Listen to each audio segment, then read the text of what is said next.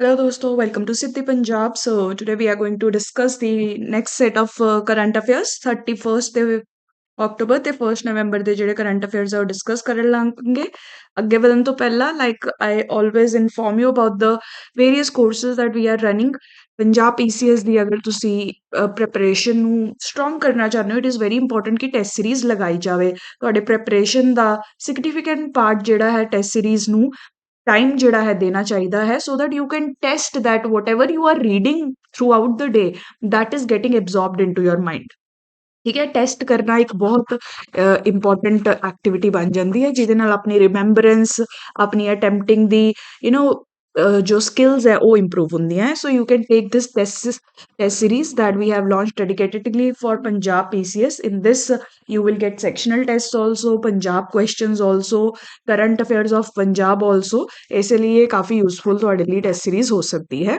So join this test series and ਉਸ ਤੋਂ ਬਾਅਦ ਰਿਕਾਰਡਡ ਫਾਰਮੈਟ ਵਿੱਚ ਮੈਂਟਰਸ਼ਿਪ ਪ੍ਰੋਗਰਾਮ ਜਿਹੜਾ ਹੈ ਸਾਡਾ ਪਿਆ ਹੈ ਜਿਹਦੇ ਵਿੱਚ everything about the examination has been discussed for a beginner or for a person who has not been able to clear the exam. This program is going to be very very relevant. ਸਾਰਾ ਕੁਝ exam ਦੇ ਬਾਰੇ ਕਿੱਥੋਂ ਤੁਸੀਂ ਸ਼ੁਰੂ ਕਰਨਾ ਹੈ ਪੜ੍ਹਨਾ ਕਿਸ ਤਰੀਕੇ ਨਾਲ ਪੜ੍ਹਨਾ ਹੈ ਕਿਵੇਂ ਆਪਦੇ ਨੋਟਸ ਆਰਗੇਨਾਈਜ਼ ਕਰੋ ਕਿਵੇਂ ਡੇਲੀ ਟਾਈਮ ਟੇਬਲ ਬਣਾਓ ਕਿਵੇਂ ਰਿਵੀਜ਼ਨ ਕਰੋ everything has been discussed in this program. So do consider joining this program. ਅਗਰ ਤੁਹਾਨੂੰ ਕੋਈ ਵੀ query ਹੋਵੇ just message us on this number. We'll be there to help you out with your issues. ਠੀਕ ਹੈ ਜੀ ਉਸ ਤੋਂ ਬਾਅਦ ਕਰੰਟ ਅਫੇਅਰਸ ਦੀ ਮੈਗਜ਼ੀਨਸ ਇੰਡੀਵਿਜੂਅਲ ਲੈਵਲ ਤੇ ਵੀ ਪਈਆਂ ਹੈ ਐਂਡ ਅਗਰ ਤੁਸੀਂ ਜੋ ਪਿਛਲੇ ਮੰਥਸ ਦਾ ਕੰਬੋ ਚਾਹੁੰਦੇ ਹੋ then we have created this combo also with good offers so you can avail that also in packages section. Just go in courses on the website and then go into packages. There you will find this package, right? So this is it. If you have any doubt and query, just message us, ping us on this number. We'll be there to assist you.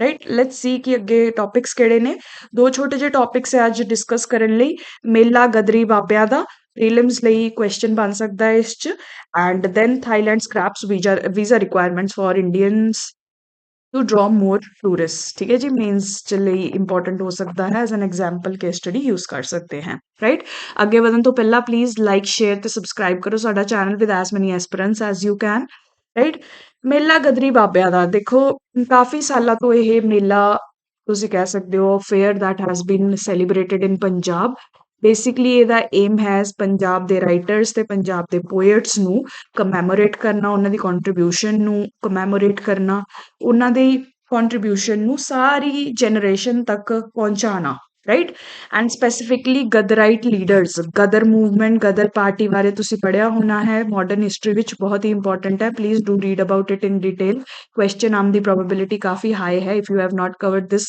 topic go to your spectrum or whatever you are referring to for your modern history and prepare good notes on Gadar party Gadar leaders Gadar's contributions its limitations ਠੀਕ ਹੈ ਜੀ ਇਹਦੇ leaders ਨੂੰ specifically ਇਸ ਲਈ ਇਹਦਾ ਨਾਮ ਦੇਖੋ ਮੇਲਾ ਗਦਰੀ ਬਾਬਿਆਂ ਦਾ ਗਦਰੀਜ਼ ਫਰਮ ਗਦਰਾਈਟ ਲੀਡਰਸ ਓਨਲੀ ਇਹਨਾਂ ਦੀ ਕੰਟਰੀਬਿਊਸ਼ਨਸ ਨੂੰ ਸਪੈਸ਼ਲੀ ਇਸ ਮੇਲੇ ਦੇ ਥਰੂ ਜਿਹੜਾ ਹੈ ਰਿਕਗਨਾਈਜ਼ ਕੀਤਾ ਜਾਂਦਾ ਹੈ ਡਿਸਕਸ ਕੀਤਾ ਜਾਂਦਾ ਹੈ ਸਾਰੇ ਲੋਕਾਂ ਨਾਲ ਸਾਰੇ ਲੋਕਾਂ ਦੇ ਵਿੱਚ ਮੈਸੇजेस ਇਹਦੇ ਪਹੁੰਚਾਏ ਜਾਂਦੇ ਨੇ ਰਾਈਟ ਸੋ ਇਹਨੂੰ ਯਾਦ ਰੱਖਣਾ ਹੈ ਕੁਝ ਜ਼ਿਆਦਾ ਇੰਪੋਰਟੈਂਟ ਤਾਂ ਹੈ ਨਹੀਂ ਪ੍ਰੀਲਿਮਸ ਦੇ ਵਿੱਚ it can be asked in question right so that is why you can remember it various Gadar leaders hai ਜਿਵੇਂ ਕਿ ਹਰਭਜਨ ਹੁੰਡਲ ਬਾਰੂ ਸਤਵਰਗ and ਤ੍ਰਿਲੋਚਨ ਸਮਰਾਲਾ ਦੇਸਰਾਜ ਕਾਲੀ ਇਸ ਤਰੀਕੇ ਦੇ ਜਿਹੜੇ ਡਿਫਰੈਂਟ ਗਦਰ ਦੇ ਮੂਵਮੈਂਟ ਵਿੱਚ ਇਨਵੋਲਵਡ ਸਾਰੇ ਲੀਡਰਸ ਸੀਗੇ ਕੰਟਰੀਬਿਊਟਰ ਸੀ ਉਹਨਾਂ ਦੀ ਕੰਟਰੀਬਿਊਸ਼ਨਸ ਟੂ ਇਸ ਦੇ ਵਿੱਚ ਕਮੈਮੋਰੇਟ ਕੀਤਾ ਜਾ ਰਿਹਾ ਹੈ ਠੀਕ ਹੈ just a short topic. Thailand scraps visa requirements for Indians to draw more tourists.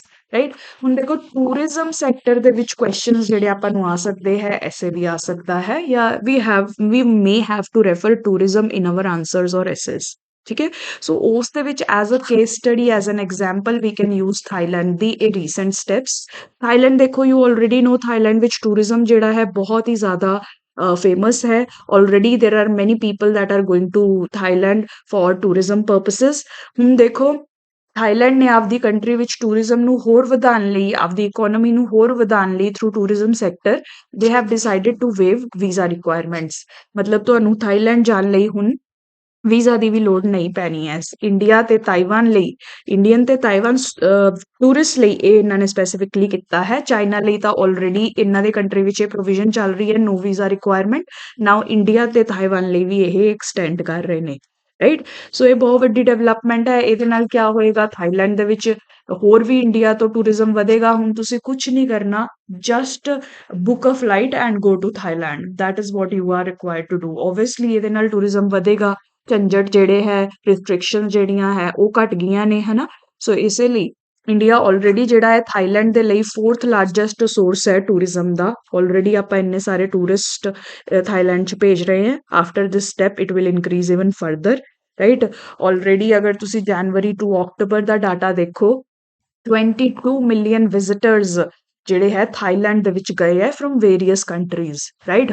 But ਇਹਨਾਂ ਦਾ ਅੱਗੇ ਟਾਰਗੇਟ ਹੈ that they want to reach to 28 million level, right? So tourism क्यों promote करती है countries? tourism देखो बहुत important sector है, right? services sector च briefly ਤੁਹਾਨੂੰ explain ਕਰਦੀ ਹਾਂ। ਤਿੰਨ sectors ਆਪਣੀ economies ਦੇ ਹੁੰਦੇ ਨੇ।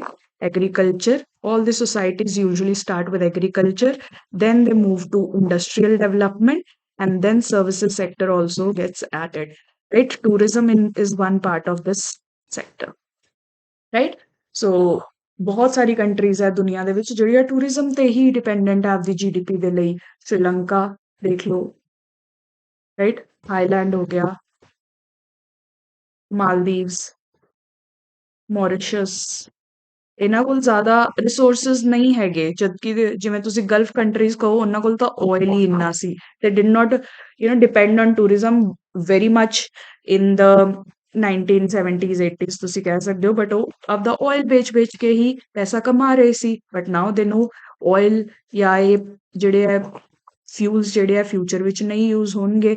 ਨਾਓ they are shifting to tourism promotion also, right. Dubai ਦੇਖ ਲਓ, ਦੁਬਈ, UAE ਜਗ੍ਹਾ ਜਗ੍ਹਾ ਤੇ ਆਪਦੀ ਸਿਟੀਜ਼ ਬਣਾ ਰਿਹਾ ਹੈ ਇਸ ਤਰੀਕੇ ਨਾਲ ਤਾਂ ਕਿ ਮੋਰ ਐਂਡ ਮੋਰ ਟੂਰਿਸਟ ਜਿਹੜੇ ਆ ਉੱਥੇ ਆਉਣ, ਰਾਈਟ। ਸੋ ਇਸੇ ਲਈ ਟੂਰਿਜ਼ਮ ਪ੍ਰਮੋਸ਼ਨ ਬਹੁਤ ਇੰਪੋਰਟੈਂਟ ਹੈ। ਇੰਡੀਆ 'ਚ ਵੀ ਤੁਸੀਂ ਦੇਖੋ ਬਹੁਤ ਕਲਚਰਲ ਵੈਲਥ ਹੈ, ਨੈਚੁਰਲ ਵੈਲਥ ਹੈ ਪੂਰਾ। ਅਗਰ ਤੁਸੀਂ India, if you observe the entire India, ਇੱਥੇ ਆਪਣੇ ਕੋਲ ਪਹਾੜ ਹੈ, ਸਨੋਫਾਲ ਹੈ, here we have desert, right. Here we have beaches, here we have islands. So India ਅਗਰ ਚਾਹੇ ਤਾਂ ਬਹੁਤ ਹੀ ਅੱਛੇ ਤਰੀਕੇ ਨਾਲ ਟੂਰਿਜ਼ਮ ਦੀ ਰੈਵਨਿਊ ਨੂੰ ਰੀਪ ਕਰ ਸਕਦਾ ਹੈ। ਬਸ ਵੀ need to create facilitating infrastructure and all those requirements, ਠੀਕ ਹੈ। ਸੋ ਟੂਰਿਜ਼ਮ ਤੇ ਕੋਈ ਵੀ ਐਸੇ ਆਏ, all these perspectives you can write and you can add the example of a country like Thailand, which is focusing on increasing its tourism footfall, and for that they have waived visa requirements, right? This is how you can use examples, right? If you have any doubt, any query with regard to your preparation, please reach out. Feel free to reach out for your UPSC preparation or Punjab PCS preparation. Just call us or message us at this number. We'll be there to help you. Right? That is all for today. Thank you so much for joining.